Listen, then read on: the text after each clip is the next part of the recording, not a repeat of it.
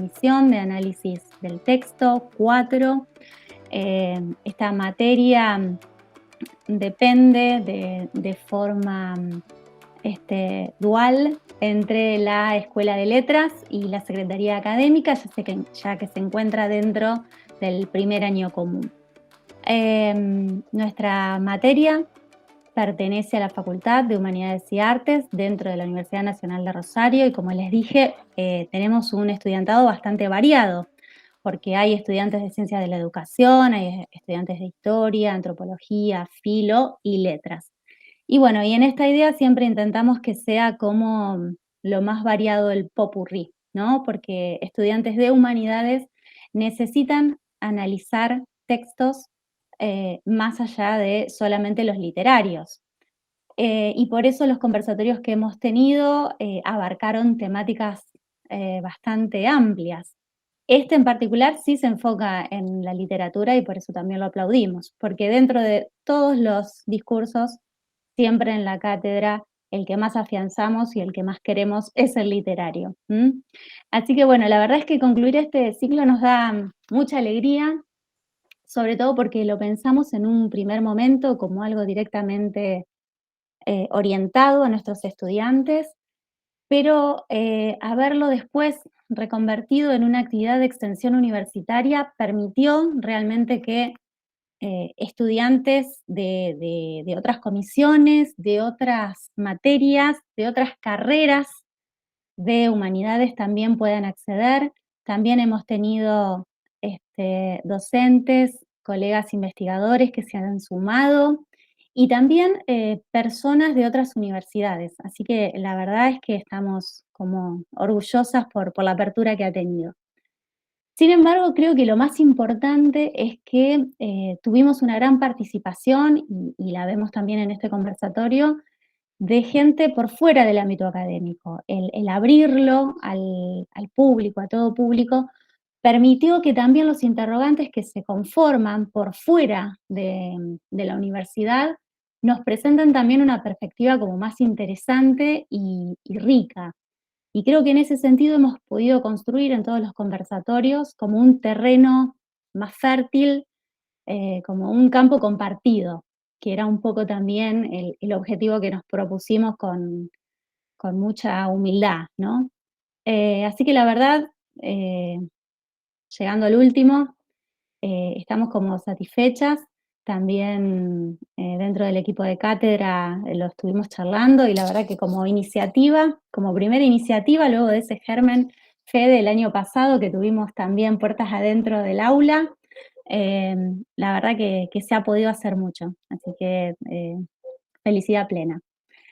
Bueno, la verdad que el lenguaje siempre desde su análisis o desde su práctica fue el protagonista de estos conversatorios y hoy no va a ser la excepción. Operaciones canónicas y discurso viene justamente a cerrar, por lo menos por este año, vamos a ver, estamos muy entusiasmadas con esto, así que tal vez el año que viene se viene algo terrible. Realmente este último conversatorio viene a cerrar, como les decía, aunque sea por este año, ese eje que estuvimos manteniendo a lo largo de los 3 conversatorios y que tiene que ver con esa tensión que se da entre lo constante y lo alterno. Y es ahí donde también hoy vamos a seguir buceando. Por último, deseo agradecer a la universidad, a la facultad, a la Secretaría Académica, a la Escuela de Letras, a los participantes de los 3 conversatorios, que la verdad es que siempre han sido sumamente amables, cordiales, generosos, y eso se agradece mucho. Y también a todos ustedes que deciden participar un viernes a la noche en una actividad como esta. Bueno, Ro, si te parece, conocemos un poco más a nuestros participantes. Bueno, Federico Ferrogiaro es magíster en literatura argentina y profesor en letras por la Universidad Nacional de Rosario, periodista. En el ámbito de la docencia universitaria está a cargo del dictado de la parte especial de literatura italiana, en literatura contemporánea, de una comisión del taller de escritura académica y ha dictado seminarios transversales y de final de carrera sobre temas de literatura italiana. También se desempeña en la carrera, también se desempeña en la docencia, secundaria y en actividades de prensa institucional. Integra el Departamento de Italianística de la Facultad de Humanidades y Artes. En el ámbito editorial ha dirigido el proyecto Rosario Celé y el Manual de Lengua para Adultos, para alumnos y alumnas, adultos justamente de escuelas medias, es decir, de EMPA. Ha publicado textos académicos y reseñas en diferentes revistas especializadas, sitios web y medios de comunicación. Como escritor, ha publicado 5 libros de cuentos y una novela, además de varios relatos en antologías y revistas literarias. Vanessa Gómez es escritora y profesora de filosofía. Publicó los libros Saudachi, de poesía, primer premio concurso Adolfo Bioy Casares en 2011, Sirena entre los dedos, de cuentos, primer premio concurso Río Ancho, 2013. Como dramaturga ha coescrito la obra Tenerlo Todo en 2016 y en 2018 su cuento Arañas fue seleccionado para participar de la antología Rosario Celé, proyecto editorial que nuclea narradores y poetas de la ciudad. Durante el mismo año publicó En el Umbral, su primera novela con la editorial Le Pecorenere, que también y además coordina talleres de escritura creativa. Bueno, muy bienvenidos a ambos.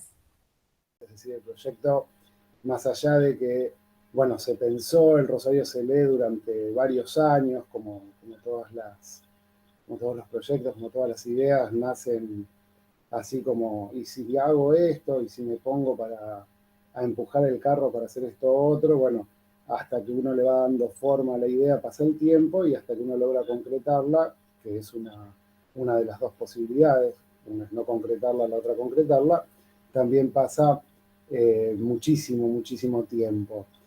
De hecho, este proyecto, bueno, se empezó a hablar, digo se empezó a hablar porque yo lo empecé a hablar con el editor, con quien fue el editor, que es Nicolás Mansi, en el año 2013-2014, le dimos una forma en el 2015-2016 y después de ir afinando algunas cuestiones, lo logramos materializar en el año 2018, gracias a Espacio Santafesino, que si ustedes recuerdan era parte de la política cultural de la gestión anterior, que brindaba fondos para desarrollar proyectos y hacía o llevaba adelante dentro de esa convocatoria un proceso de selección muy riguroso. Es decir, había jurados muy competentes, no gente vinculada a lo mejor solamente a la gestión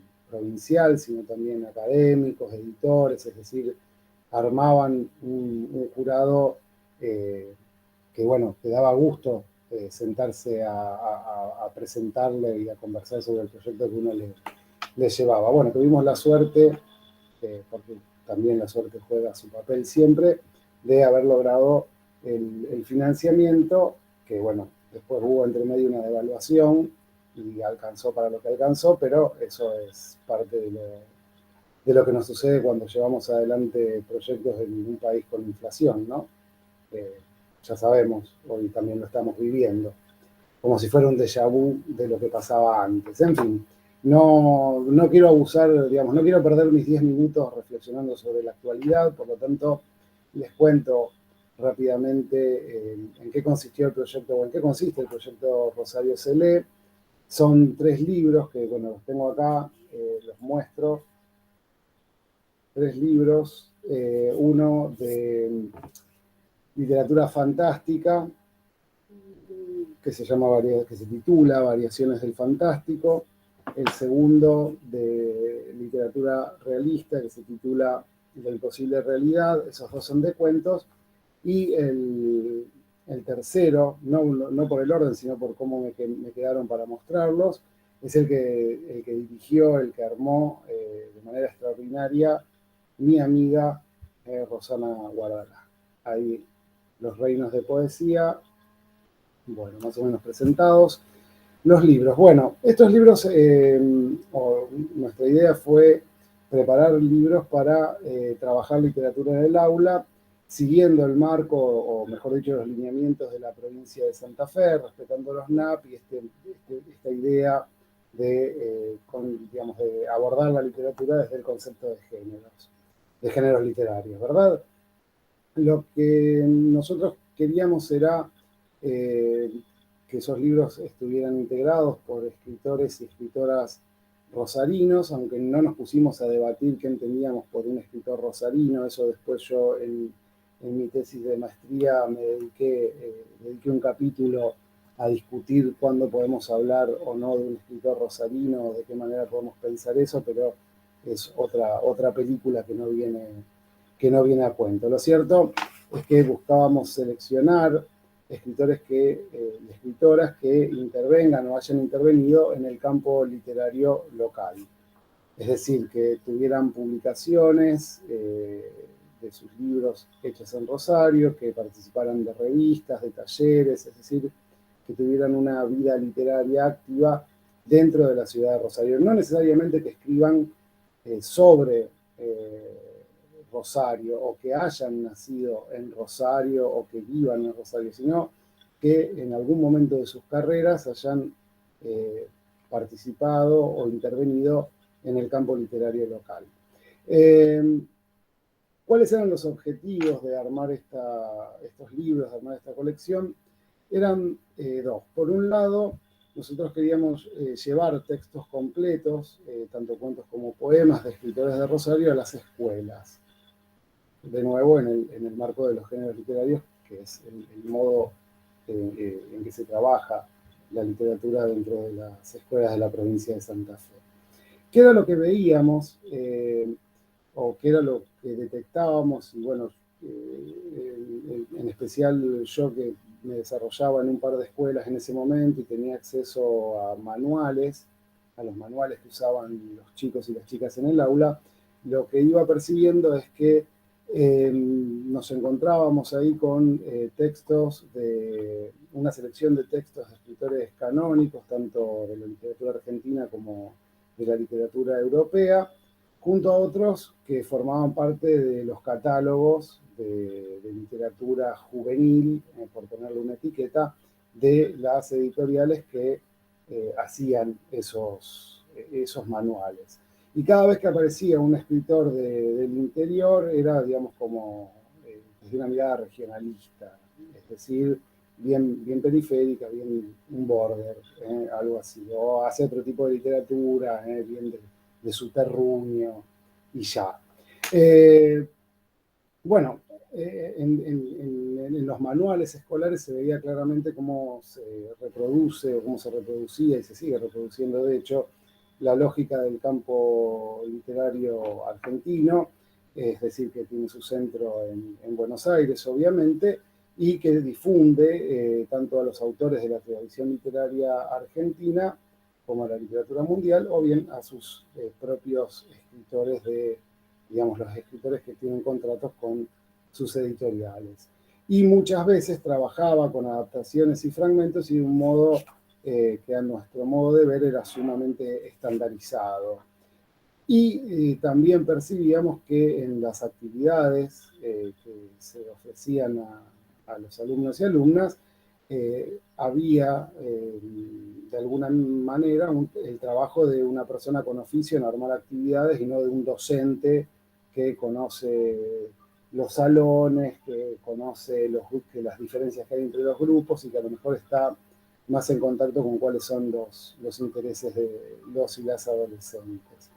Y por el otro lado, el segundo objetivo que tenían estos libros era visibilizar el trabajo creativo para guiar la lectura que realizan los docentes, y que realizan de verdad todos los docentes y las docentes que se comprometen con su trabajo, ¿cierto? Es decir, el docente que labura en serio no se queda con lo que dice el manual, sino que dice, bueno, a ver, esto es una base, digo, si está obligado, forzado, a ver, no obligado, pero a veces uno está tentado porque tiene una escuela donde hay manuales o donde de pronto las familias de los alumnos y las alumnas tienen poder adquisitivo y bueno, y te sugieren usar un manual y de alguna manera te resuelve algo, pero también te hace entrar en crisis por otros lados.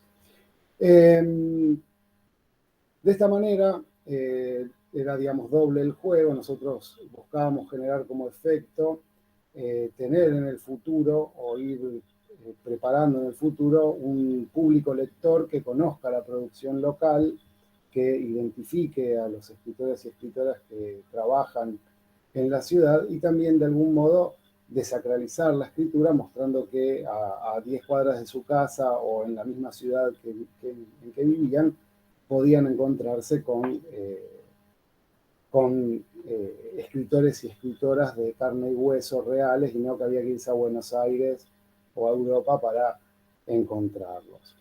Esto era, bueno, nuestro móvil inicial, y en la selección de los escritores y las escritoras nosotros no buscábamos armar un canon.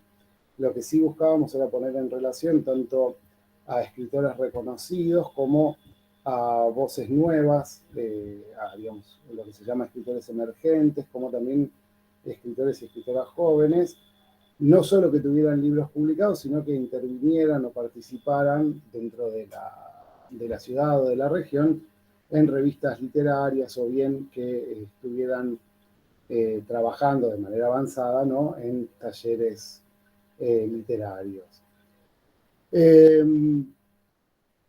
Algunas satisfacciones: nosotros hemos regalado estos libros digamos, le hemos regalado estos 3 libros a más de 250 docentes, los hemos donado a más de 100 escuelas para que lo tengan en las bibliotecas, y además hemos vendido porque hubo docentes que quisieron trabajar con estos textos en las escuelas. Lo han comprado escuelas y lo han comprado también particulares. Y la noticia, digamos, relevante es que este año, hace muy poquito, el Plan Nacional de Lectura nos compró 12.000 ejemplares del libro Los Reinos de la Poesía, dirigido por Rosana Guardalá. O sea que también es una satisfacción porque, de algún modo, también porque el editor, porque Nicolás Mansi se movió, digamos, lo mandó a la convocatoria, mandó todos sus libros y bueno, y quedó seleccionado este libro, lo cual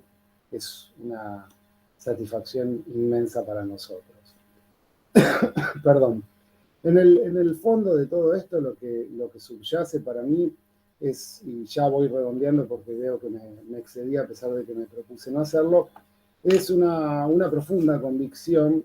Hay varias convicciones. Una de ellas es que los textos literarios no hay que adaptarlos ni cercenarlos, sino que hay que poder guiar a los lectores y las lectoras jóvenes para que puedan acceder a los textos, y ese es el trabajo de los docentes de lengua y literatura. Y la otra convicción es creer que la literatura es independiente del contexto y que una obra, aunque tenga un gran valor intrínseco, se impone por sí misma. En el fondo, digamos, si bien hay un trabajo de escritura, el escritor los que escribimos somos solitarios en el momento de la escritura, y la escritura es un acto individual, pero ese acto individual de la escritura se complementa en un acto social, en un acto público, que es la publicación, la difusión y la circulación de la obra. Y que muchas veces, para lograr llevar adelante esa parte pública de la literatura, hace falta trabajar de manera socializada, de manera conjunta, de armar grupos, aunque sean grupos ocasionales, para poder poner en marcha no solo este tipo de proyectos, sino para también poner una obra, una novela, un libro de cuentos, un libro de poemas a circular. Y que de hecho, si uno se pone a mirar la historia de la literatura, va a encontrar que los escritores que forman parte de la tradición literaria argentina, al menos en el siglo XX, han sido grandes operadores de su literatura y que han trabajado en grupo para poder, no quiero decir imponer, pero sí para poder entrar y llegar al público. O sea, uno puede pensar en Borges, y Borges es el gran operador de la literatura argentina desde su regreso de Europa. Borges no para de sacar revistas, de estar en revistas, de formar parte de grupos y de leer la literatura desde su propia obra. Es decir, no hay simplemente el trabajo de un escritor genial, brillante, extraordinario, que posiblemente se hubiese impuesto por su propio peso, sino que también hay un trabajo sobre la obra y a partir de esa obra que permite que la obra, digamos, se imponga. Es decir, que no se hace solo, sino que se necesita del grupo, del conjunto, de la comunidad, se necesita de la crítica, de los editores, de los medios de comunicación, y ahí el trabajo del escritor pasa a tener una faceta social.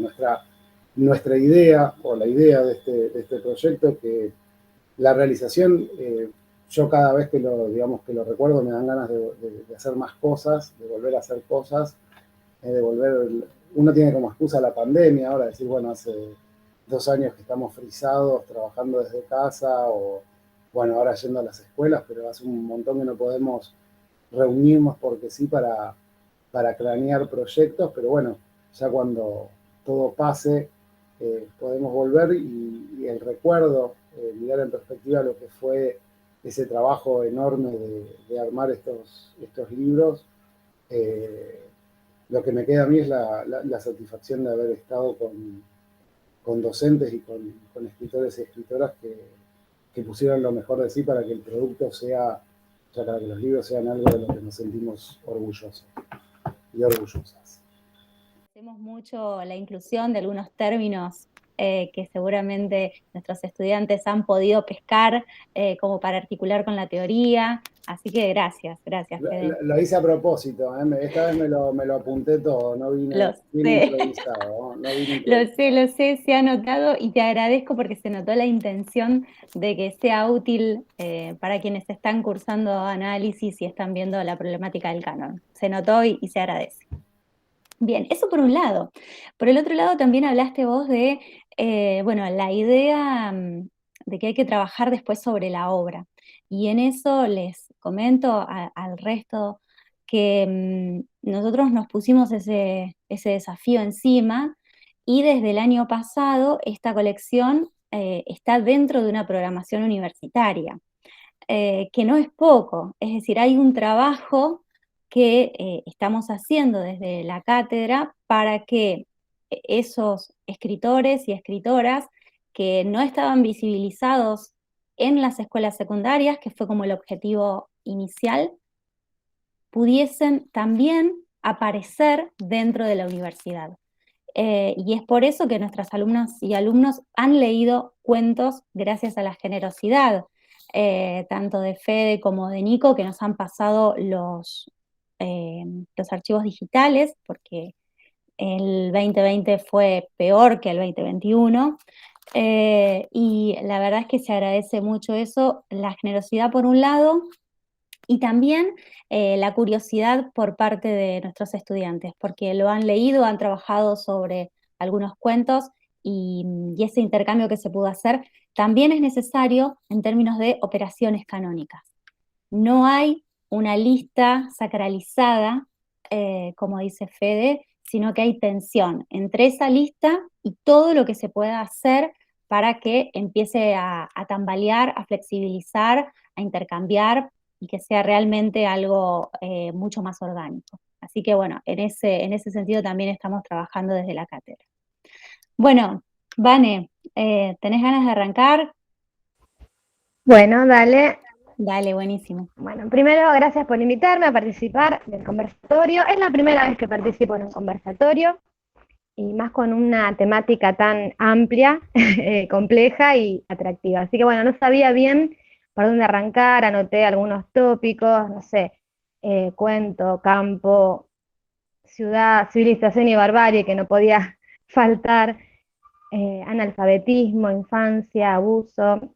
Me puse a rastrear, a hacer memoria, y acá tengo, tal como lo mostró recién Fede, los 3 libros de la colección también. Ahí están. Siempre los estoy recomendando.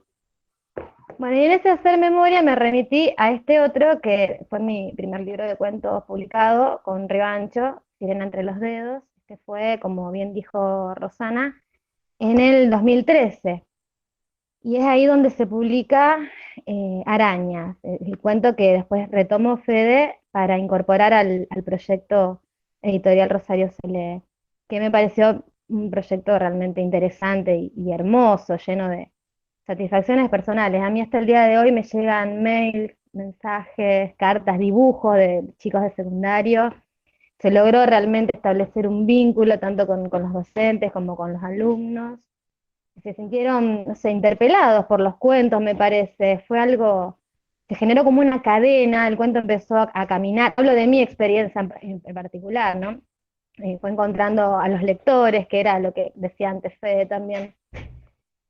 Bueno, Arañas surgió a partir de una necesidad imperiosa, así, muy interna, de darle una vuelta de tuerca, un giro a la historia de esa nena, que por supuesto se trataba de una historia verídica de un ser amado, y bueno, enterarme, descubrir que había sido víctima de abuso en su infancia, me afectó hasta el punto de querer cambiar, de querer modificar, no sé, transformar la realidad de esa historia, que es también la historia de tantas niñas, de tantas chicas, jóvenes, mujeres, de tantas personas que atraviesan, que atravesamos situaciones de abuso y de desamparo. Y me pareció que no era justo, que se merecía otro final, de cierta forma salvarse, aunque fuera en la ficción.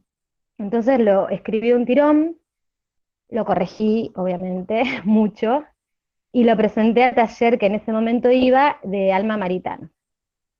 Y sorpresivamente en el momento de la lectura, de la tallerización, fui descubriendo, ¿no?, que se desarrollaban dos tiempos narrativos. Mi idea había sido escribir un cuento realista.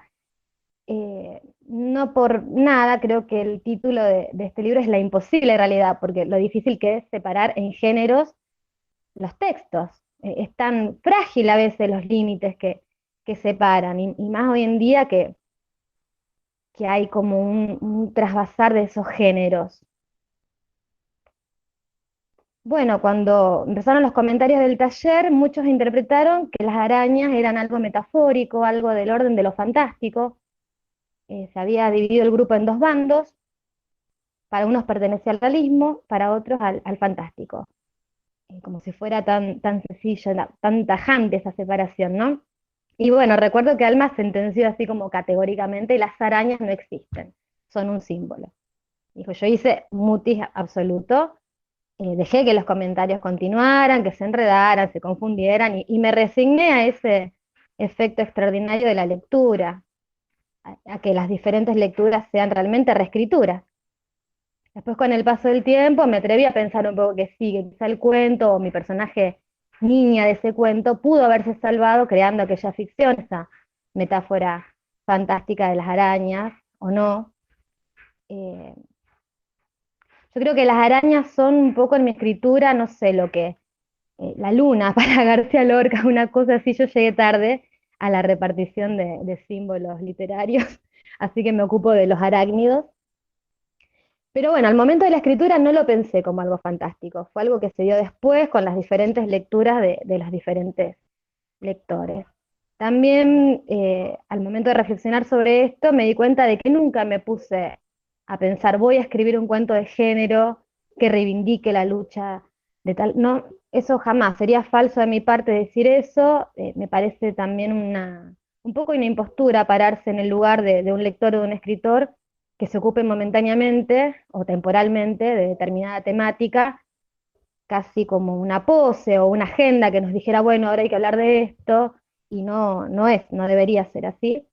Creo que la ideología es algo que subyace, que es la osamenta del texto, lo que lo sostiene, las piernas, si se quiere, y que si consideramos al cuento realmente como un pedazo de vida, nos damos cuenta de lo difícil que es ir mechando, metiendo información, sugerirla.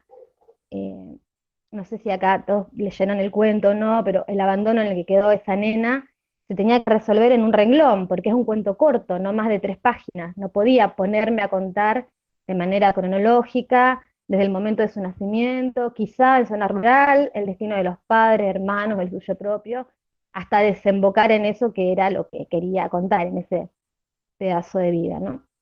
También creo que no haberle puesto nombre, visto en retrospectiva de ahora, fue un acierto, una forma de ser todas también. Luego el analfabetismo, ver que llegaban cartas, telegramas, dinero, quizá para ella, de los hermanos, ver signos, símbolos, no poder descifrarlos, aumentaba esa indefensión. Siempre me pareció terrible el hecho de que una persona no pudiera leer o escribir.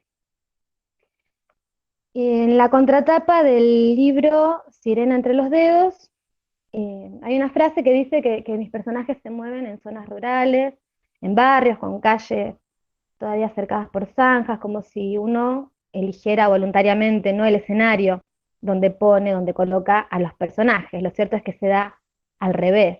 Primero tenemos una imagen, una voz o un personaje que se impone y que empieza a crecer. Y el escenario donde se mueve viene adosado al personaje, es como la mochila que carga.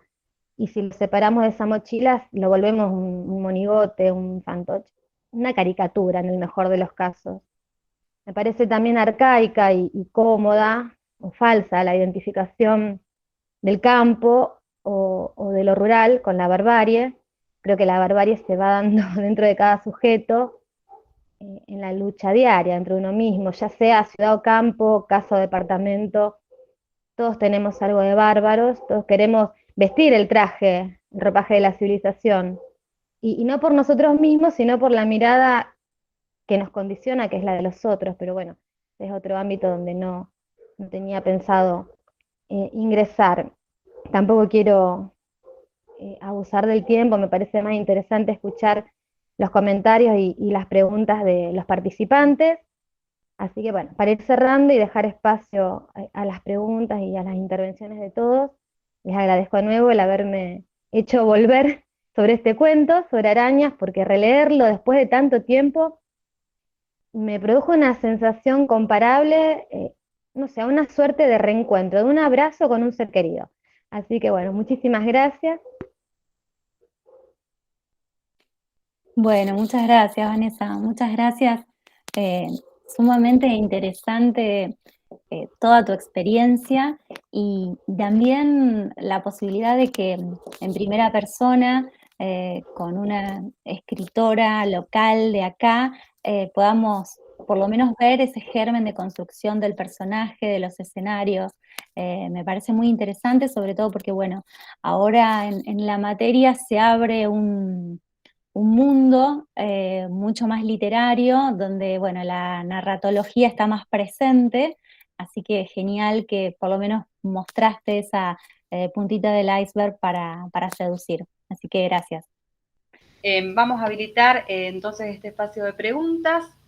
¿A quién le gustaría comenzar? Que se pueda presentar, decir su nombre y, bueno, expresar su consulta, sus comentarios para Vanessa y Federico. Muchas gracias, Vanessa y Federico. Sumamente interesante y enriquecedor, obviamente, lo que nos fueron aportando, sobre todo porque uno, mediante va transcurriendo el cursado, la cátedra, va adquiriendo ciertas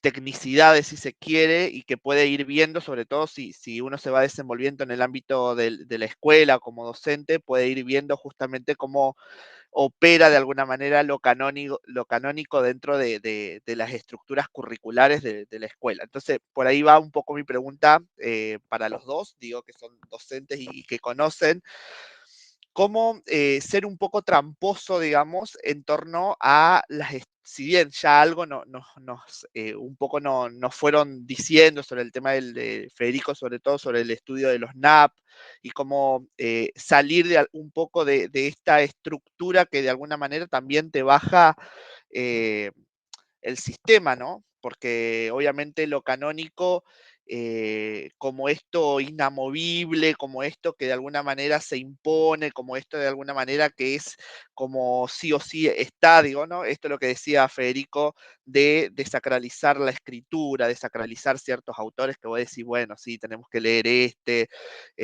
porque es importante para la cultura. Bueno, y ahí entender qué es cultura, etcétera, ¿no?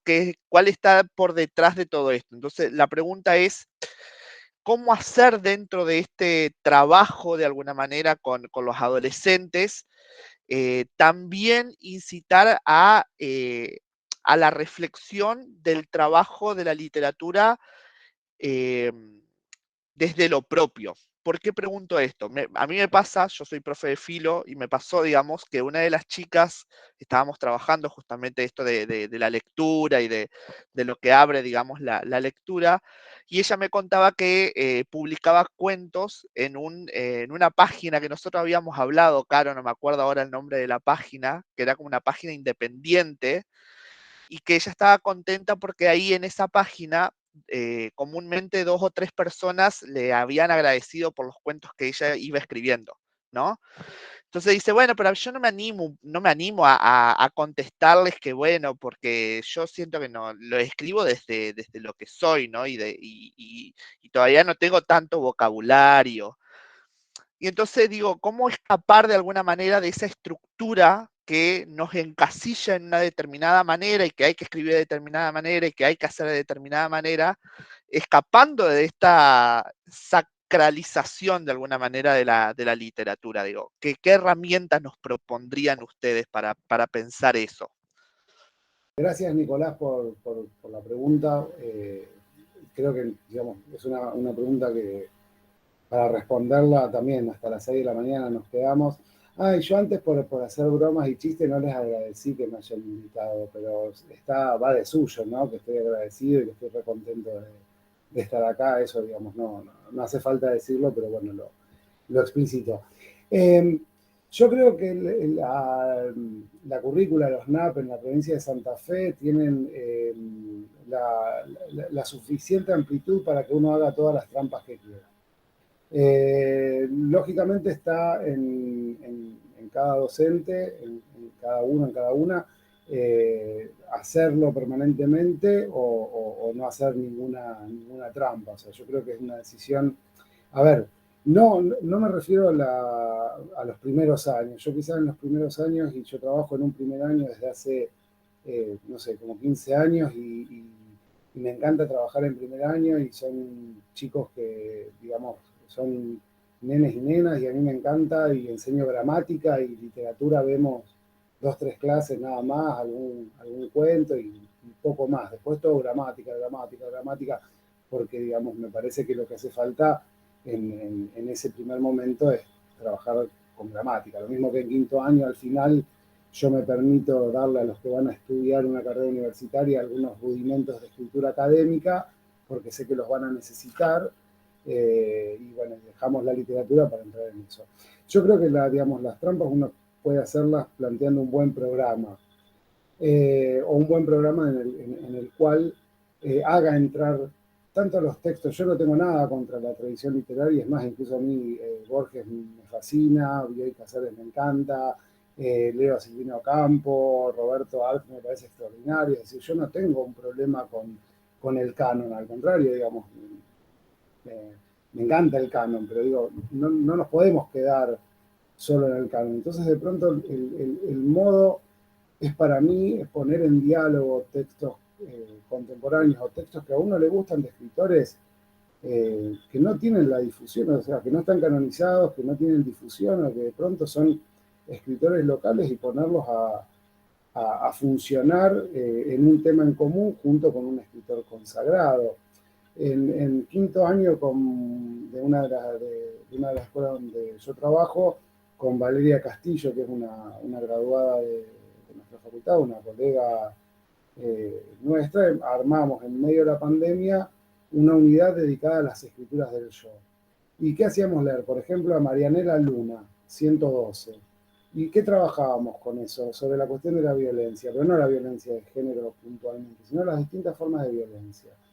Lo armamos entre los dos y después nos hacíamos escribir a ellos una situación de violencia que conozcan, que hayan vivido. Y obviamente explota el 80% de los casos cuestiones de bullying dentro de la escuela y aparecen, como es una propuesta de autoficción, aparecen, digamos, cambiados los nombres, pero sí emergen las situaciones que viven. Son trabajos de escritura a lo mejor rudimentarios, impulsivos, que después hay que trabajarlos, que pulirlos. O sea, nadie te saca una araña, digamos, en quinto año. O sea, pero sí empiezan a, digamos, tomar conciencia de que pueden escribir. Y aunque no lo vuelvan a hacer, digamos, están obligados a ejercer la libertad, como el voto, ¿sí?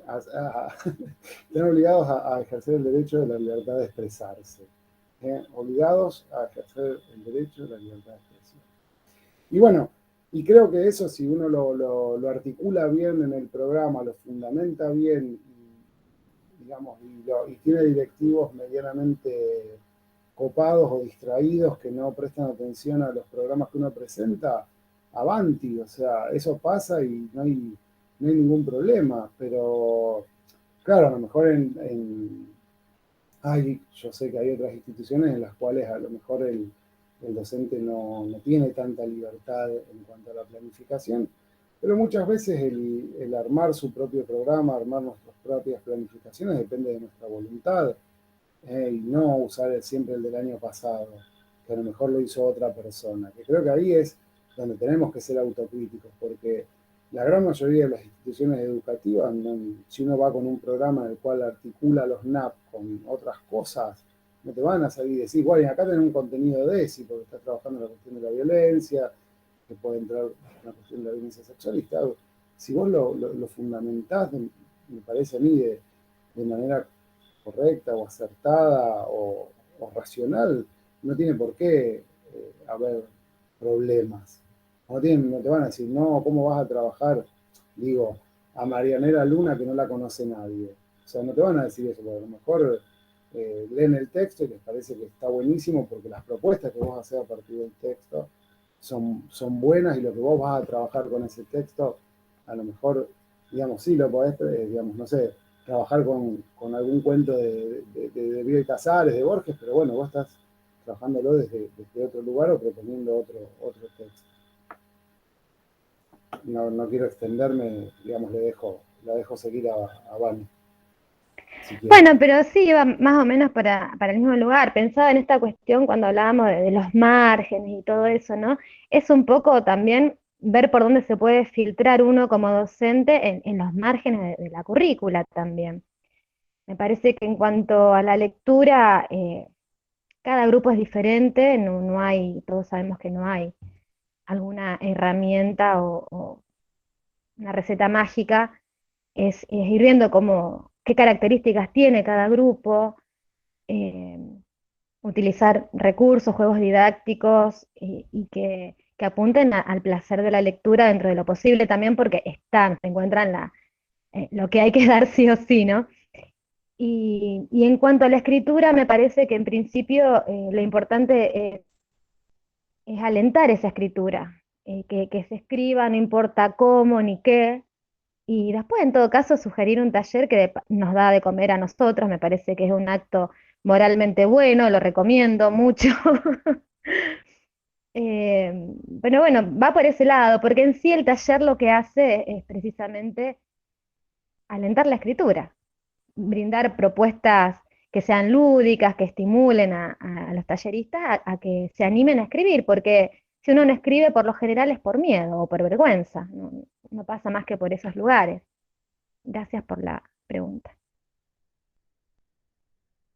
Buenísimo. A eso agregaría, Gris, si me permitís, algo para poner en común con quienes todavía no se pudieron acercar a los ejemplares de la colección Rosario se lee, que esto que me parece que marca Vanessa y que también destaca Federico en función de las actividades, cada uno de los cuentos tiene una actividad realizada por o pensada, planificada por un docente que no es el escritor o la escritora de ese cuento, ¿no? Y es un docente que, según manifiesta la colección, están trabajando o estuvieron trabajando en secundaria. Entonces, también pensar una antología que no solo recoge esos cuentos o esas poesías, sino que además se pone en funcionamiento toda una planificación y una creatividad docente, creo que fue pensada de forma muy estratégica para que allane ese camino que recién mencionaba Fede. Bueno, yo me voy a permitir agregar algunas cuestiones porque Fede es muy generoso con los halagos, pero bueno, hay cosas que quedan afuera, ¿no? Del gran proyecto editorial que que vienen a colación de esto que estás mencionando, pero también de lo que estuvieron trabajando respecto a, ¿no?, a la operación canónica. Yo voy a traer una anécdota, pero la primera reunión que yo tuve con Fede fue en el Mástil de Humanidades, ¿no? La primera reunión laboral por este proyecto, y me acuerdo que el criterio fue lo que a vos te guste y te parezca que es poético. Y yo dije, pero, como, ¿qué es eso, no? Entonces, esta cuestión, digamos, no porque justamente no resultó una selección fácil, pero el gusto, el placer, mi traducción de ese, lo que a vos te guste y te resulte poético, fue tener la libertad para que los poemas que estuvieran en esa antología realmente a mí me conmovieran, me pasara algo con esos poemas. Porque después van a tener que trabajar los docentes a los que también, o a las que también le pasara algo con esos poemas, ¿no? Entonces, no era solamente una cuestión de forma, de estética, si bien tenían que tener, por supuesto, digamos, un valor, entre comillas, ¿no?, tan discutible, tan difícil de definir literario, sino que en principio yo tenía que sentir una cercanía con esos poemas, ¿no? Y de ahí la libertad de que hubiesen poemas, por ejemplo, de escritoras muy jóvenes y de escritores con un solo libro, ¿no? Con un solo libro editado, y poemas maravillosos. Entonces, ese corrimiento, ese poder empezar a decir, bueno, está bien, pero hay escritores multipremiados, canónicos, pero también hay gente que produce acá en la ciudad, que no tiene una producción vasta, ¿no?, que tiene una circulación, y esta era la oportunidad de empezar a conocer, de empezar a mostrar, porque también hay otra cuestión con el canon, que es la circulación, y Fede la traía cuando dice, bueno, ¿no?, hubo un jurado que nos premió y nos permitió la publicación, porque si no circula puede ser maravilloso, pero no se conoce, ¿no? Marianela Luna es una gran escritora y es sumamente joven, pero sin embargo, si no la metes en el aula, hay que decir, ¿cuánta gente puede llegar a conocerla, a verla, ¿no? Entonces, por un lado esto, digamos, que la afectación de la lectura, poder leer con el cuerpo, ¿no?, para poder producir algo, y también esta cuestión que traía Carolina, me parece sumamente importante, es que el proyecto quiso que tuviese actividades reales de docentes que estaban adentro del aula y que no crean que sus estudiantes fueran tontos, ¿no? Quiero decir, actividades que salieran del lugar común. Bueno, a ver, ¿cuál es el narrador del cuento? Bueno, ¿cómo, no? Reconocer, operaciones de reconocimiento, que cualquier estudiante puede hacer eso, pero no implica ningún desafío. Entonces, pensar en docentes que estuviesen trabajando y que tuviesen un compromiso real y que realmente los movilizara el cuento, ¿no? Que decir, bueno, a ver, ¿qué cuento te interesa? ¿Qué te parece que puedes trabajar, no? ¿Cómo lo podrías trabajar? Un poco enlazando, Nicolás, con lo que preguntabas vos, ¿no? Porque hay mucho del trabajo docente, como decía Fede, que lo haces de lo diario. Y bueno, armo un pequeño proyectito, algo con un colega copado. Me parece que la colección también permitió eso, sistematizar y visibilizar las operaciones de producción docente, que muchas veces quedan ahí como ocultas en lo diario, ¿no? Muchas gracias a cada uno por sus intervenciones. Creo que allí está nuestro gran compromiso como docentes, como lectores, ¿no? Buscar esas voces, reconocerlas y hacerlas ingresar a la lectura nuestra y a la lectura con otros, ¿no? Me parece que eso es lo que nos permite movilizarnos, ¿no? Ser curiosos y no quedarnos con esa lista canónica cristalizada, sacralizada, como decía. Bueno. ¿Quién más quisiera hacer alguna pregunta?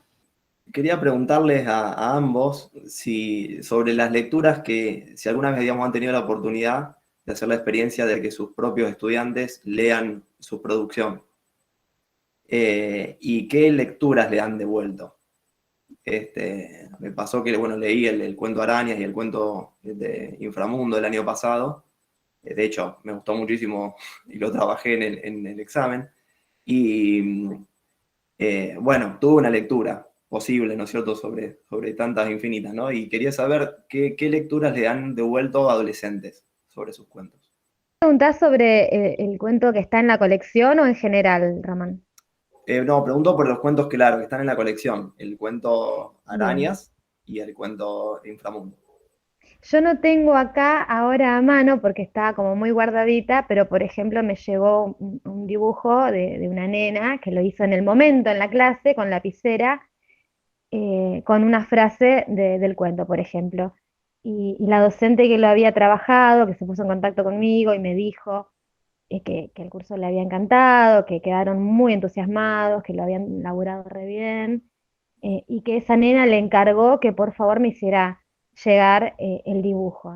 Y la verdad que como respuesta a una lectura, sobre todo porque se habla mucho del trabajo del escritor, ¿no? Que toda esa cuestión de que es un trabajo solitario, uno lo disfruta de vez en cuando presenta un libro o cuando gana un concurso, pero se da muy de vez en cuando, muy ocasionalmente, si no uno viviría todos los días presentando libros o ganando concursos. Pero que llegue esta repercusión, esta respuesta de lectores y sobre todo gente tan joven, ¿no? Me parece que es una experiencia extraordinaria.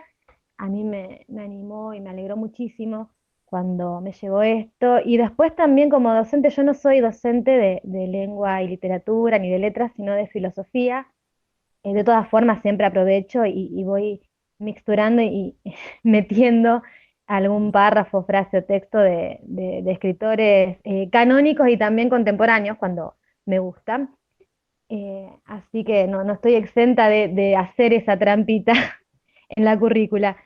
Me pasó de encontrarme con docentes en otras escuelas, conversando de las áreas, ¿no? de lengua y literatura, de que estaban trabajando con esta colección y no tenían ni idea que yo era Vanessa Gómez, por ejemplo. Y cuando se daban cuenta, bueno, la alegría y después querer ir, eh, poder concertar alguna charla con los alumnos, porque los chicos te quieren conocer a un escritor de carne y hueso, ¿no? Alguien real. Está esta cosa sacralizada, esta idea del autor, del escritor, que es como alguien que está aislado en su mundo, viene esta idea del romanticismo. Bueno, y cuando te enfrentas al curso y los conoces y te das cuenta que es una experiencia maravillosa y que todos hicieron sus propias lecturas, sus propias interpretaciones, su propio análisis, y que todos se llevan algo diferente que a lo mejor uno como autor ni siquiera se lo esperaba. Así que bueno, no sé si te responde un poco eso la pregunta, pero fue mi experiencia con el cuento Arañas en la colección. Ahora lo dejo a Fede. Gracias. Y aprovecho, Vane, gracias por la pregunta, Román. Y aprovecho justo lo que vos estabas diciendo, Vanessa, que también fue algo, digamos, que se produjo, que se fue dando, esto de recibir invitaciones de distintas escuelas, ya sea porque los profes o las profes les escribían a los escritores que estaban en la colección, como casos en los cuales me escribían a mí o a Nicolás y decían, ¿puede venir Javier Núñez a la escuela a hablarle a los chicos de cuarto año? O sea, incluso una escuela de la ciudad de Rosario nos invitó a 4 o 5 a hablar de nuestros cuentos, a trabajar con los chicos, o sea, una jornada que dedicaban a la literatura, digamos, llevaron esto que decía justo Vanessa, ¿no? Para desacralizar, llevaron escritores, llenaron la escuela de escritores, ¿no? Que en realidad, digamos, yo soy docente y bueno, estaba ahí como escritor, o sea, era un poco tramposo, pero bueno, y la gran mayoría era un caso semejante. Pero, digamos, tuvo en el 2018-2019 eso que creo que nos movilizó, nos emocionó y nos dio una gran satisfacción a muchos y muchas de los que estábamos en los libros, ¿no? De ser invitados a las escuelas, de hablar con los lectores y que de pronto también te dijeran que te habían invitado porque les había gustado el cuento. O sea que eso es, ya, como dice Vanessa, si uno espera ganar el premio Clarín, digamos, a lo mejor, o otro, no sé, el que quieran, el Herralde, se muere esperándolo, ¿no? Pero en cambio hay que disfrutar también de esta ida y vuelta, de salir de la soledad de la escritura e integrarse y estar con los y las lectoras que de pronto te hacen una devolución, no sé, terminas de hablar y te dan un aplauso. O viene uno y te dice, a mí me encantó el cuento y yo estoy escribiendo y se me ocurrió una idea. Es buenísimo, o sea, eso es mucho más que el premio Clarín, no la plata, ¿no? Pero digamos, sí es mucho más en cuanto a lo que a lo que te da de satisfacción en el momento, que no, digamos, y que hay que valorarlo porque no todos los días uno recibe esa satisfacción.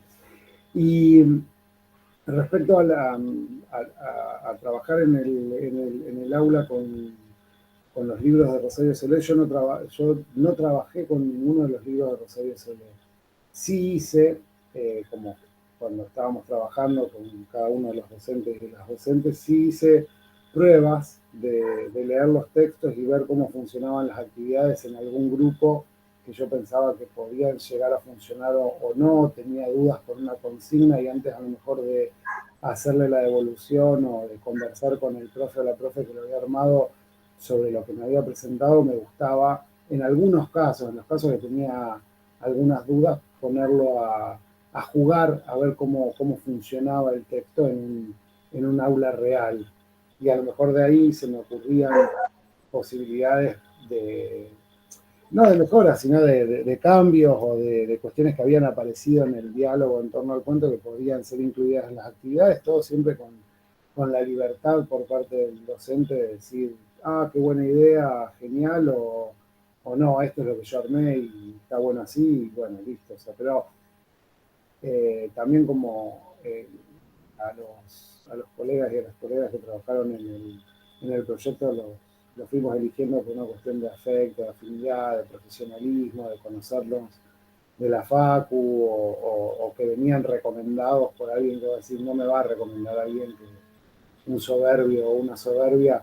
Sabíamos que en todos los casos, no sabíamos, en todos los casos se vio que si hubo alguna observación, algún señalamiento fue bien recibido, y después lo haya tomado o no, que no importa, lo bueno fue que dio lugar a un diálogo o a conversar sobre esas actividades que había propuesto. O sea, no te respondí lo que vos querías saber, pero más o menos te respondí del backstage. No, sí me respondieron, sí. Y también iba a eso, ¿no? Digo, que es importante para generar una operación contrahegemónica, esos tipos de foros, ese tipo de ámbitos así y que me imagino, me hubiera encantado que de adolescente aparezca un escritor ahí y poder hablar. Uh-huh. Buenísimo, Román, gracias. Bien. Bueno, muchas gracias por las respuestas para Román. Continuamos con las preguntas. ¿Quién quisiera seguir? Bueno, Esteban, adelante. Bueno, buenas tardes, buenas noches.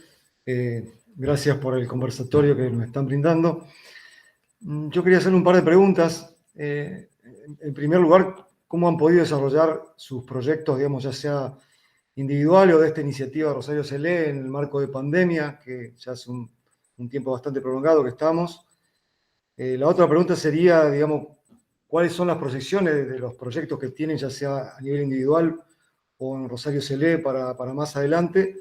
Y una tercera pregunta es, ¿cuál es la opinión que ustedes tienen de las editoriales institucionales de Rosario, ya sea de la universidad o de la municipalidad, y de las editoriales particulares? Hasta las 8 nos quedamos, 8 o 9 de la mañana. Bueno, gracias, Esteban. Si no te parece mal, Vane, arranco yo. Sí, dale nomás. Bueno, perfecto. Así hacemos tiempo a cenar después. Dale. Empiezo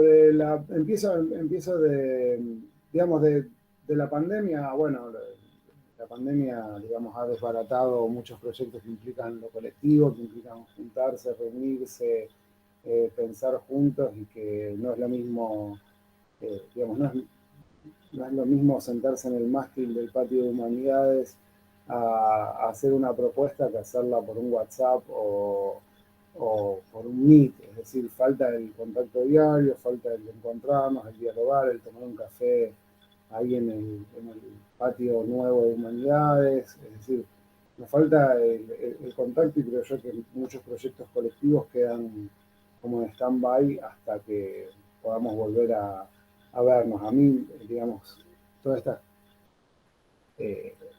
proyectos, cuando los he llevado adelante, los hice siempre, no esperando enriquecerme, sino tratando de hacer operaciones dentro del campo, es decir, tratando de instalar una idea diferente de la literatura. bueno, no diferente, sino compartida por muchos y por muchas, ¿no? Y bueno, creo que la pandemia ha frenado todo eso y posiblemente, bueno, cuando se vaya la pandemia volveremos a soñar, a proyectar, a seguir adelante.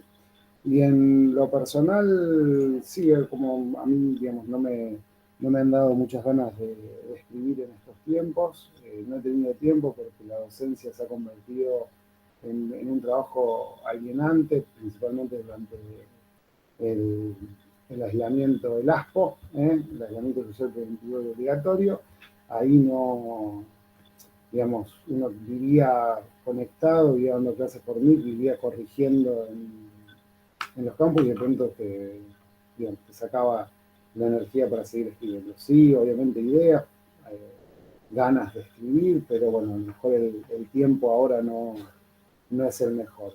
Y sobre las editoriales, yo creo que tanto la UNR Editora como la Editorial Municipal de Rosario, digamos que venían a ser las dos editoriales institucionales de la ciudad, las dos grandes editoriales, después a lo mejor hay otros, pero se me escapan, creo que han ido, digamos, en la editorial municipal hay una continuidad de mucho tiempo en la gestión, tienen una idea muy clara digamos, de lo que quieren hacer, es decir, tienen un proyecto editorial claramente definido y digamos, lo llevan adelante, bien o mal, digamos, no me corresponde a mí juzgarlo, ni quiero ponerme a opinar de si es bien o mal o qué podría mejorar y que está bárbaro, pero sí que tienen una idea, un proyecto editorial muy, pero muy claro y bien orientado y desde hace, no sé, 15 años van por esa senda, con la colección naranja, con las colecciones de rescate, donde está Aldo Oliva, Emilia Bertolé, así bueno, ahí tengo alguno más, bueno, tengo el de Aldo Oliva, el de Emilia Bertolé, bueno, no me acuerdo ahora de todos, pero hay muchísimos, el de Irma Peirano, han trabajado de manera... Beatriz Vallejos también. Beatriz Vallejos, claro, digamos, han hecho realmente un trabajo de rescate muy interesante de las obras de escritores locales. Y creo que la gran apuesta de la UNR Editora, creo que el gran gol de la UNR Editora es la colección que está recuperando toda la obra de Jorge Riestra. Y me parece que ahí en esa colección, en Configere, hay como, digamos, una muy buena idea de recuperación de la tradición y de poner en diálogo con ese escritor puntualmente a textos que están escribiendo hoy en día escritoras y escritoras de la ciudad. Así que, más allá de que posiblemente con mejor presupuesto y con, digamos, más marketing se podría mejorar, digamos, no lo que están haciendo, sino la difusión de lo que están haciendo, porque lo que están haciendo para mí está muy bueno en ambos casos. Creo que lo que falta es volverse más comerciales, volverse más agresivos comercialmente y tener una mentalidad más mercantil, lamentablemente, que es lo que te permite, digamos, bueno, ir y difundir de manera fuerte, llegar a mayor cantidad de lectores, porque yo antes decía, digamos, la nombré a Molly Moon, a Marianela Luna, y dije, te puede decir una directora de escuela, no la conoce nadie. Y lo mismo te pueden decir de Jorge Riestra. Y Jorge Riestra es un emblema o de Aldo Oliva, o de Beatriz Vallejos, de Irma Peirano, te pueden decir, o de Angélica Gorodiller, ponerle que no. Pero, digamos, de estas escritoras que yo te mencioné, un director o directora de escuela te puede decir, ¿y quién es? ¿Por qué lo haces leer eso? ¿Quién la conoce? ¿O quién lo conoce?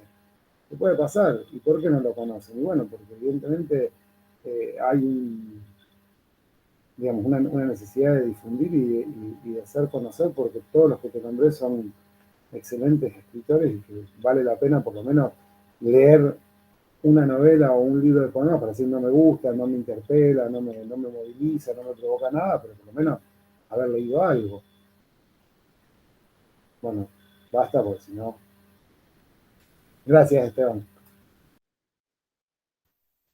Bueno, Fede, yo me no, parece, perdón, sí, no, vale, está me bien. parece que me parece, si apunté bien mentalmente, que quedó parte de una pregunta, que era con respecto a las editoriales independientes, Esteban, no solo las institucionales. Ah, bueno, sí, mira, no me quise exceder, pero bueno, muy pero muy breve. Yo creo que las editoriales independientes o autogestivas, es decir, los proyectos, los emprendimientos editoriales que han ido surgiendo en la ciudad, digamos, han prosperado algunos, otros han quedado en el camino, hay algunos bueno, que ya han desaparecido y que a lo mejor nunca encontraron una línea editorial, otros que fueron encontrándola en el camino. Yo, por ejemplo, donde publicó Vanessa Sirena entre los dedos, era un proyecto editorial hermosísimo, las ediciones son de una calidad extraordinaria. Yo tengo 5 libros de esa colección y son uno más lindo que el otro. Se nota que hay un trabajo de edición, que hay un trabajo serio, y bueno, sin embargo, no siguió adelante esa editorial, pero sí tenía un proyecto editorial claro. Lo mismo, digamos, con Lepe Corenere, con Casagrande, que antes era el Ombú Bonsai, es decir, son editoriales que tienen gente que piensa en la edición y que tiene un proyecto y bueno, y eso prospera. Y después vos vas a, digamos, yo me tendría que poner a mirar para responderte, pero seguramente voy a encontrar un montón de editoriales que a lo mejor sacaron un puñado de libros y después se quedaron en el camino. Sí, dejaron de funcionar, pero a lo mejor eh, no solamente por razones que no vendían o vendían poco, a lo mejor simplemente porque se cansaron de eso o vieron que eso no era lo que querían hacer. ¿Qué es lo que tiene cuando vos haces un emprendimiento comercial? O sea, a lo mejor mientras estás haciendo, arrancás con todo y después te vas quedando sin energía y si hay algo que creo yo que sucede muy a menudo en el mundo de la edición y más de la edición autogestiva es que recibís muchos más cachetazos que caricias. O sea que es muy difícil conseguir una caricia que te estimule o que te aliente a seguir adelante. Y digamos, y a veces uno se va desinflando y lo deja en el camino porque bueno, ya está, digamos, no sé, tenés otro trabajo, tenés que poner las pilas en otra cosa y bueno, ¿qué le vamos a hacer? Ese proyecto queda ahí porque no creo que haya un editor independiente de la ciudad de Rosario que viva solamente de lo que no creo que haya uno. O sea, los que conozco todos, bueno, perfecto. No sé cuál es tu No, emprendimiento, lo que pasa es que yo edito libros de medicina fundamentalmente, entonces es como un nicho Ah, diferente. no, eso es otra cosa. Bueno, también los que hacen libros de derecho les va bárbaro, o en algún momento les va bien. No, es otra cosa. Yo estaba hablando, bueno, eh, digamos, hago más específica la respuesta. Editoriales autogestivas de poesía, cuento y novela y teatro. Ahí está. Sí, es más difícil el terreno comercial de los libros de literatura, siempre es un terreno más difícil, porque además está Claro. copado por las grandes empresas multinacionales. Si todos los libros de autores que son destacados argentinos, que sé yo, como vos mencionaste a Borges, pero Cortázar y un montón de otros autores, los libros que se comercializan en Argentina y en Latinoamérica son de editoriales españolas fundamentalmente. Entonces, digamos, hay toda una cuestión de base comercial que implica que no hay una buena difusión de los libros de autoría local. Totalmente, totalmente. Sí, están en manos de transnacionales, ¿no? O sea, que, bueno, que manejan otra lógica del negocio, que tienen tienen un departamento de marketing. Random House Mondadori, Planeta. Ahí va, por ahí vamos. Agregar a lo que decía Fede, lo que decía, bueno, hay otra editorial acá también, Rosarina, que es de Carolina Musa, que es poeta, narradora, que también se pone al hombro toda esta cuestión. Por ejemplo, yo no sé si se va a ver, pero este libro es muy bello. Esto sí, me siento utilísima satelital, pero se abre, primero que todas las imágenes son de una artista plástica, ¿sí? Y a la vez, como la paginación está dada por los colores, no por los números. Es un poema, digamos, visual, pero también es un poema literario, y los números, digamos, se va abriendo y cerrando el libro de acuerdo a la combinación de los colores, ¿no? Entonces, esto es una apuesta, como decía Fede, ¿no? Es una apuesta genuina al libro como objeto, pero al libro como objeto artístico, ¿no? Que se mantiene a pulmón, porque ahora Carolina también, La Nación le compró el último libro que salió, Fábricas de Escalofríos, que son un montón, digamos, de versos que se van combinando y armando infinidad de poemas maravillosos de un escritor uruguayo, pero es una apuesta que ella hace económica y que también muchas veces, a veces da más pérdidas o se llega justo, ¿no?, a cubrir costos para apoyar un proyecto en el que realmente se cree. Porque como traía Esteban, las otras editoriales aseguran esas ventas, ¿no? Acá tenés que ir, encontrar la feria, o bueno, o vale tanto, pero es que es caro, ¿no? Que es barato. Bueno, el valor económico en relación al valor estético también ahí se juega. Entonces me parece que las editoriales independientes, entre comillas, o más chicas, sí tienen a su favor que hay una apuesta creativa genuina, ¿no? A la cual se apuesta y se cree y se sostiene en la medida de lo que la economía propia les permite, ¿no? Les cuento que ya vamos arribando a las últimas preguntas del conversatorio, así que bueno, aprovechen que tenemos a Vanessa y a Fede para poder compartir con ellos sus inquietudes, sus apreciaciones en relación con todo lo que estamos conversando. ¿A quién le gustaría hacer la próxima pregunta? A mí me gustaría saber, sobre todo para también incorporar un poco alguno de estos ejes que también nos propusimos dentro de estas operaciones contracanónicas, saber qué piensan acerca de, bueno, esta literatura ya no pensada de forma androcéntrica, sino ya mucho más plural, diversa, disidente. ¿Y qué es lo que ustedes pueden observar dentro del campo cultural rosarino en particular, de la región un poco más amplio también? Y de qué manera también se posicionan frente a esto, ¿no? Sí, no, me parece hiper interesante ahora, es un momento como de auge o apogeo de todas estas cuestiones y uno puede encontrar montones de cosas para leer y me parece muy interesante la propuesta, por ejemplo, de la librería Salvaje Federal, donde se está difundiendo autores regionales que prácticamente también son desconocidos y la propuesta literaria es muy rica, de un valor literario desconocido. Repito esa palabra porque pareciera que por ser escritores del norte o del sur o incluso acá de la ciudad, eh, de nuestra ciudad, no sé, como si no existiéramos o estuviéramos fuera del mapa y uno se acerca a esas otras lecturas y descubre realmente escritores de una inmensidad y de una humildad impresionante. Así que bueno, siempre atenta y con los ojos así como bien abiertos para ir viendo todo lo que surge e ir leyéndolo. No se puede, se está publicando mucho, pero me parece que es fantástico que eso se dé, así sea en editoriales pequeñas, de tiradas cortas, no importa, creo que es muy valioso todo ese emprendimiento de las editoriales que, como decían antes, realmente o genera pérdida o saben que a lo máximo que se puede apuntar es a eso, a que no genere pérdida, porque ganancia es algo que prácticamente nulo para estas editoriales.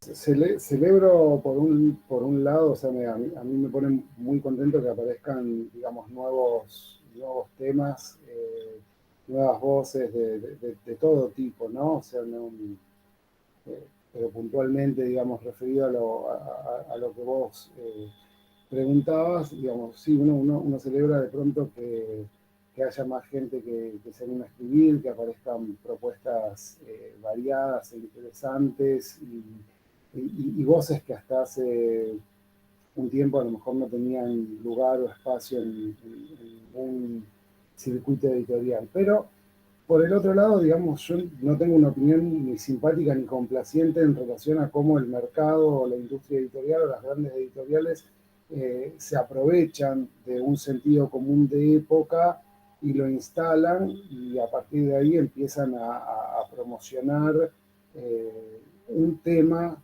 o un determinado argumento como si eso fuera, o a marcar la agenda, ¿no? De lo que hay que escribir hoy en día, y tiene que ver un poco con lo que Vanessa decía al principio cuando habló de su cuento Arañas, que justamente es un cuento que se nota que no lo escribió siguiendo ninguna agenda, sino que lo escribió por una verdadera necesidad y un verdadero impulso. Entonces, ahí aparece la picardía del mercado que, digamos, empieza a promocionar o a fomentar o a hacer marketing en concordancia, ojo, con un sentido común de época. Pero esto ya lo venimos viendo, digamos, y si bien yo voy a lo mejor va a parecer que estoy haciendo transpolaciones groseras, uno lo puede equiparar con lo que pasó hace unas décadas atrás, con todo lo que tenía que ver con la etapa de la dictadura, o sea, con todo lo que surgió de testimonios, biografías, crónicas, investigaciones periodísticas, novelas y cuentos referidos a ese periodo histórico nefasto de la historia argentina, pero que de pronto después, bueno,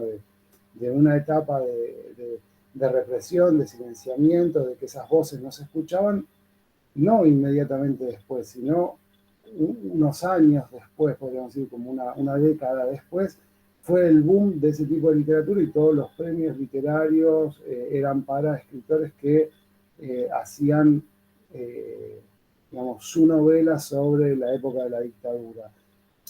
Y de pronto, bueno, fue un fenómeno que duró un tiempo prolongado, digamos y que bueno, después se fue agotando y quedan muy buenos libros y otros libros se han perdido en la bruma del olvido, ¿no? O sea, han desaparecido tanto escritores como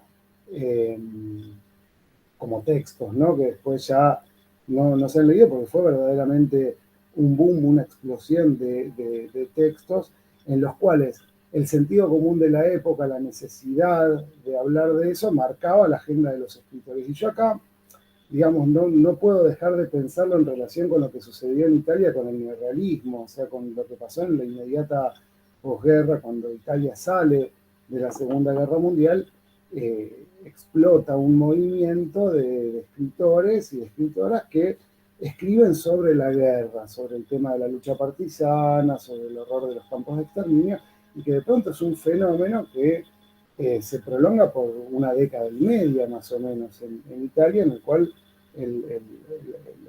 la marca del neorrealismo, e incluso desde el polo editorial de Turín, Milán, Roma, de la editorial Einaudi, y con la colección Vigettoni, dirigida por Elio Vittorini, marca que, digamos, lo que hay que escribir es sobre esto.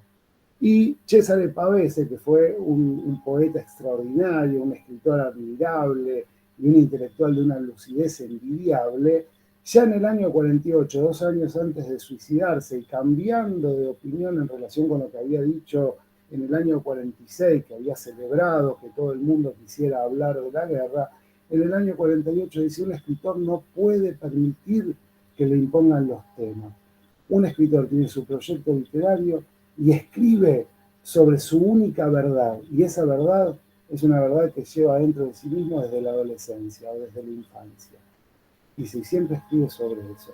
Entonces, de pronto, él, que había escrito también un libro en el año 47, El Compaño, que era un libro, digamos, que exaltaba el paso de la inacción a la lucha armada por parte de un joven, que estaba diciendo: bueno, pará, pero no me pueden estar marcando a mí como escritor que es lo que tengo que escribir.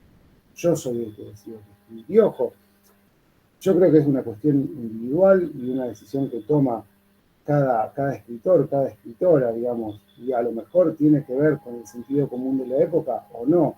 Lo que a mí no me gusta es la avivada del mercado editorial que de pronto empieza a promocionar y a hacer proliferar un montón de textos sobre una temática con determinados argumentos, aprovechándose de un momento histórico. Ahora, con esto no, digamos, no quiero decir que, digamos, no celebro la variedad de títulos, las novedades o las nuevas voces que se escuchan. Lo que me hace estar en alerta es decir: bueno, pero pará, o sea, ahora que hay que escribir sobre esto, y después qué va a venir. O sea, y ahí es donde aparece mi desconfianza, o a lo mejor no sé, mi sospecha de que es todo parte también de una operación hegemónica que se hace desde las grandes editoriales, porque no es casualidad que, aunque a veces aparezcan en editoriales periféricas, después son las grandes editoriales las que van operando y dirigiendo ese movimiento. Y después, obviamente, lo que pasa siempre, o sea, hay escritores buenos y hay escritores malos, hay escritores que tienen un proyecto o escritores que tienen un proyecto y otros que no lo tienen. Hay quien escribe un libro extraordinario y se queda fuera del circuito después de un excéntrico de la literatura, como lo es Salvador Benedra o como lo es Barón Visa, es decir, son escritores de una novela que uno dice, ¡wow! Y después, bueno, ya está, o sea, no tiene otra cosa y que además nunca estuvieron asimilados dentro del campo literario, entonces, bueno, quedaron en una posición marginal, pero uno, digamos, yo no puedo dejar de pensarlo todo en relación con la literatura italiana, que es a lo mejor lo que he leído un poquito más, y uno ve en la literatura italiana que hay escritoras mujeres que, digamos, Grazia Deledda ganó el premio Nobel en el año 25, es decir, había mujeres escribiendo, está bien, pertenecía a una familia de la alta burguesía, bueno, está bien, o sea, lógicamente, pero también los escritores varones eran o de la alta burguesía o burgueses, y después tenías el caso del marginal como Dino Campana, pero era uno, digo, hasta la segunda posguerra era así. Y después hay voces, digamos, que quedan, que sobreviven, pero porque llevan adelante un proyecto literario, y es un proyecto literario que no necesariamente va de la mano con el sentido común de la época, ¿no? O sea, o con lo que se está escribiendo. Yo me acuerdo en serio, hace 15 años atrás, más o menos, o 20, de leer una entrevista así de fin de año, de qué estás escribiendo, y todos estaban escribiendo sobre la dictadura. Y no, digamos, todos, incluso gente que no, digamos, que no le había pasado nada en la dictadura, o sea, estaban vivos nada más, pero estaban escribiendo sobre la dictadura porque era el tema sobre el que había que escribir, como los escritores italianos en la segunda posguerra escribían sobre la lucha partisana digamos, y también construcciones que terminaban siendo, digamos, repetidas, tanto en los modos de narrar, digamos, en los puntos de vista, en la estética, o sea, como que terminaban armando un producto que sabían que, como dicen los editores, funciona. Esto funciona. Tu texto funciona. Y eso significa que yo voy a tirar 500 ejemplares y voy a vender 500. Y el editor está mirando eso. Y digamos, y hoy saben qué es lo que funciona. Ojo, esto no tiene que ver, o no va contra el escritor o la escritora que siente verdaderamente la necesidad, la motivación de contar un femicidio, de contar un caso de abuso, o sea, o de Camila Villada Sosa, es decir, no voy contra el escritor, yo voy contra el mercado, o sea, contra el mercado que está ahí, bicho, diciendo, lo que agita, lo que gusta, lo que funciona es esto, vamos.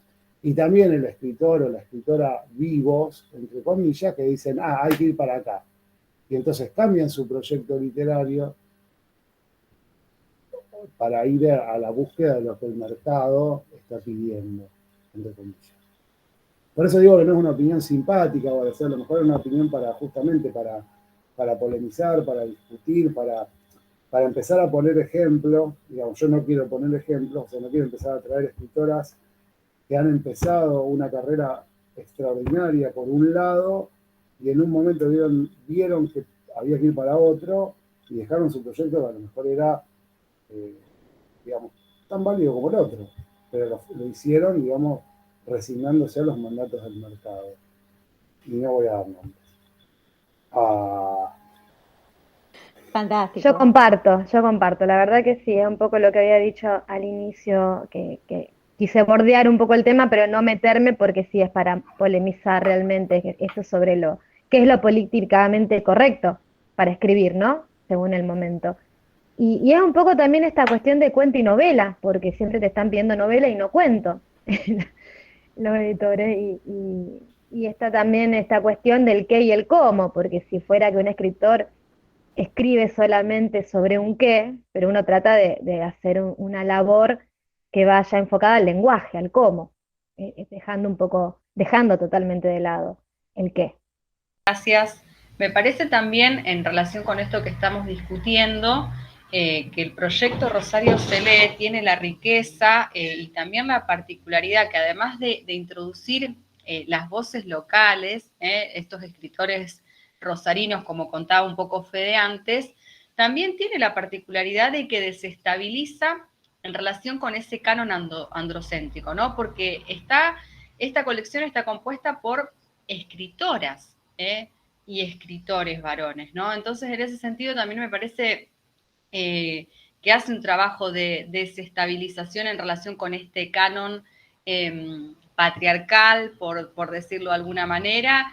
Y bueno, me gustaría, después le damos el tiempo a Luciano para que haga su última pregunta, pero sí me gustaría preguntarle a Fede y a Rosario, que han estado trabajando con la organización de estos tomos, si pensaron en esto, porque el ingreso de las mujeres al canon, de las disidencias sexuales al canon, más allá de esta agenda que ahora marca todo este tema que estamos mencionando, no ha sido sencillo.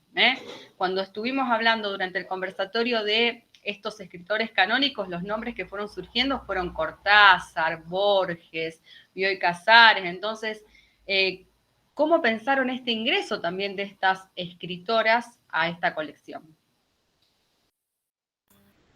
Bueno, es muy, muy interesante, Zelda, el planteo, la pregunta, porque, digamos, lleva digamos, a lo que fue la cocina. Y acá hay un, digamos, desde el primer momento, los nombres que iban saliendo, o sea, a lo mejor sí, eran más hombres que mujeres en un primer momento. Pero al ir leyendo, al ir seleccionando y al ir decantando los textos que íbamos a elegir, no fue que manejamos una cuestión de cupo. O sea, por ejemplo, en los que eran infaltables, ¿verdad? Nosotros decíamos, estos tienen que estar sí o sí, que era Jorge Riestra, Angélica Borodiller.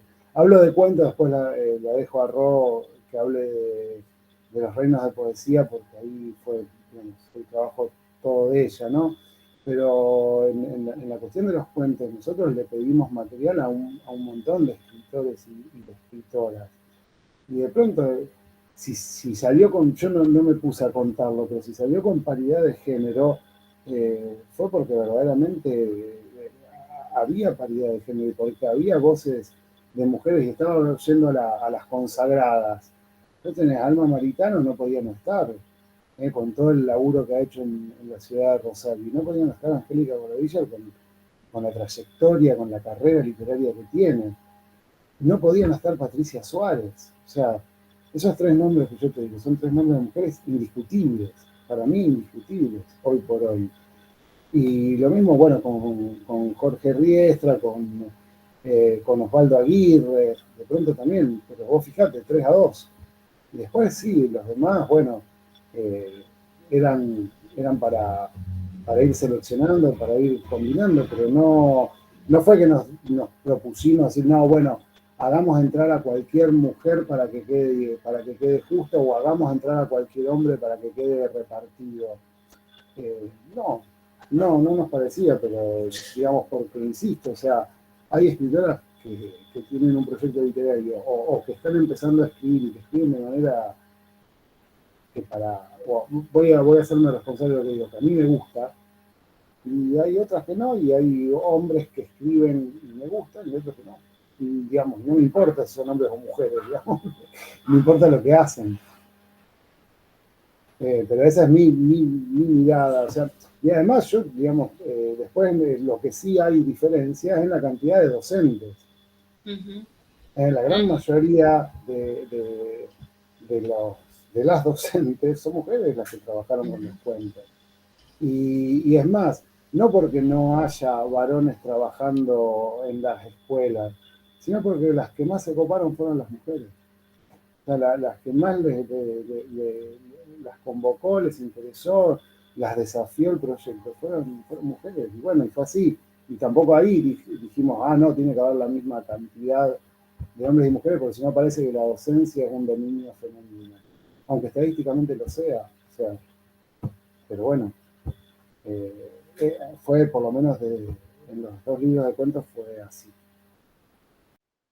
Gracias, Fede, muchas gracias. Igual me parece todo un gesto, ¿no? Que en esta antología, más allá de que no hayan tenido en cuenta esto, como decir, la paridad, cuántas mujeres, cuántos varones, que hayan ingresado las escritoras, no solamente estas que vos mencionás que sí o sí tendrían que haber estado, sino que se le dio oportunidad a otras voces, porque muchas otras antologías no muy lejanas, si observamos el índice, están conformadas por escritores varones. Entonces también me parece que esta es una cuestión muy potente que tiene la colección Rosario Solé, que también nos permitió conocer a Vanessa Gómez y disfrutar de su cuento Arañas. Bueno, a ver, el cuento de Vanessa Gómez, a mí de Sirena entre los dedos, era el cuento que más me gustaba. O sea, a mí me parecía un cuento extraordinario y me parecía un cuento que, digamos, era formidable para trabajar en la escuela, o sea, y que abría para, de pronto, también la escritura de los pibes y las pibas, ¿no? O sea, Seguro. Eso me parecía muy, muy valioso. Yo de ese cuento, digamos, te diría que me quedé enamorado. O sea, a mí me pasó era exactamente lo mismo, y más me enamoró hoy escuchar a Vanessa contando su experiencia, la cocina de la escritura de ese cuento. Bueno, me emocionó también y me impactó de la misma manera que ese cuento tremendo, potente. Pero bueno, no sé, Fede, si fueron conscientes o no, pero también desestabilizaron este canon androcéntrico. Y me pareció maravilloso. Muchas veces uno no es consciente de las cosas que puede generar, pero eso se puede percibir en esta colección y la hace todavía más rica y más potente. Bueno. Yo con respecto a lo de Fede voy a agregar solamente un par de cositas. Las 4 docentes que trabajan en los reinos de poesía son mujeres, pero yo convoqué un varón en un momento, poeta de la ciudad, y la devolución que él me dio fue que había muchas mujeres en la antología y faltaban grandes nombres de varones, ¿no? En relación a esto que vos decís, Gris. Entonces yo le decía, bueno, es justamente una antología, y en la antología hay una falta, porque hay una selección, ¿no? Y la selección sin duda tiene que ver en gran medida, Fede recién decía, con lo que a mí me gusta, con lo que yo leo. Yo leo más mujeres que varones, entonces si bien están, lo hemos charlado con Federico, los infaltables, las infaltables, sí, yo tengo más acceso a ciertas lecturas y me convocan más, y de ahí también el tejido, ¿no?, de la antología. Pero cuando este colega, poeta y docente me dijo esto, me devolvió un poco esto que vos traes, Gris, como de la extrañeza, ¿no? De, está todo bien con la antología, pero hay muchas mujeres acá, como, y no está tal. Me acuerdo, incluso me acuerdo los nombres que me dijo, ¿no? Entre ellos Héctor Piccoli, que sí, podría haber estado tal cual, porque fue un docente de la casa, tremendo poeta. Bueno, no estaba, ¿no? Yo le decía, bueno, a lo mejor en un segundo tomo, no lo sé. Pero cómo justamente la falta se veía a partir digamos, de que no había como suficientes varones en la antología, y que parecía entonces teñirse como una antología feminista o femenina, ¿no? Apareció eso, cuando lo que surgió de algún modo fue, bueno, la libertad para poder armar una antología, y que en toda antología es un muestreo y hay una falta, ¿no? Y sin duda ya también está el orden de esto, como decía Fede, ¿no? De lo que a cada cual lo convoca, ¿no? Entonces, creo que si bien no hubo un gesto, porque tal cual, Fede no me dijo, mira, tiene que haber mujeres, porque así nos eligen en el concurso, ¿no? O está tal en el tribunal, así nos eligen, esto del mercado, ¿no? En este caso, de la circulación cultural, del mercado cultural. No, para nada. Y de hecho nunca fue un llamado de atención de, che, hay un montón de mujeres. Ni tanto ni el editor, ni Fede me dijeron, che, hay muchas mujeres, ¿no te parece que tendríamos que mechar con un par de varones? No, pero sin embargo la devolución aparecía ahí en esto, ¿no? Y en otros lugares apareció positivamente la devolución de, che, mirá, por ejemplo, no sé, está Julia Enríquez, que es una poeta que tiene 2 o 3 libros, muy joven, está Le Méndez, que es tremenda poeta, tiene 2 libros publicados nada más. Digamos, hay poetas, ¿no? Está Viñoli, que ahora pronto va a salir su obra poética reunida. Hay como un abanico bastante grande, o intentó dar cuenta de eso, pero sin embargo la mirada cultural, ¿no?, formateada un poco, implica de esto, ¿no? Faltan varones.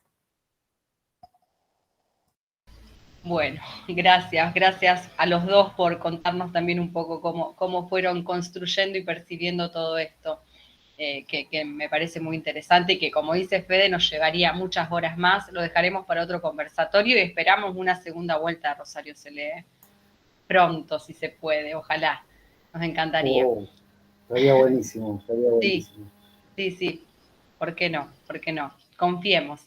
Bueno, vamos ya llegando al final de este conversatorio. La última pregunta entonces va a ser para Luciano, que te dejamos esperando un poco. Aprovecho para agradecerles a Fede y a Vanessa, y que estuvo muy, muy bueno todo lo que estuvieron diciendo. Y muy contento por lo de el libro de poesía de la colección. Contento por el libro y más que nada porque es el de poesía.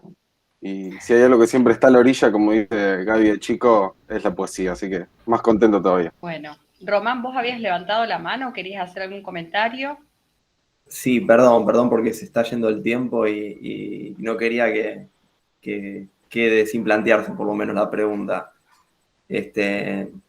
Quería saber qué opinaban tanto Vanessa como Federico de los influencers en cuanto a recomendadores de libros. O sea, si tenían alguna posición respecto a eso o alguna, ¿cómo lo definían, digamos? Si como algo positivo, negativo, o tienen sus recaudos, o qué de ese lado en el sentido de generaciones o operaciones canónicas, ¿no? El influencer está bueno porque tiene su público y de pronto que esté recomendando libros y que lleve a los pibes, pero a pibes chicos, o sea, mi hija ve booktubers, o sea, digamos, y de pronto pide el libro que recomendó tal booktuber, que no sé el nombre, pero no importa, y de pronto me parece que está bueno porque lleva a leer, digamos, bueno, después el que lee después puede ir, digamos, mejorando y puede pasar de una literatura de consumo a literatura. O sea que ya está, por lo menos tiene los rudimentos o las competencias lectoras. Entonces, desde ese lugar me parece que está bueno que no que existan, sino que hagan ese trabajo y de pronto difundan. Ahora, por lo general, y acá, digamos, creo no equivocarme, la gran mayoría de los influencers o booktubers recomiendan libros de las grandes editoriales. Y con eso ya dije todo lo que tenía que decir y no me extiendo más.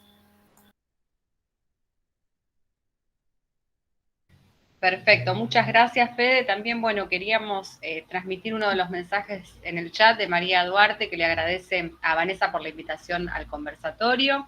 Así que, bueno, nos gustaría continuar, pero como todo debe finalizar y, bueno, seguiremos pensando en estas cuestiones en otra oportunidad. Les agradecemos muchísimo por todo lo que nos han compartido en esta noche. Muchas gracias. Bueno, muchas gracias. Muchas gracias a ustedes. Muchas gracias. Muchas gracias, buenas noches, hasta luego. Buenas noches.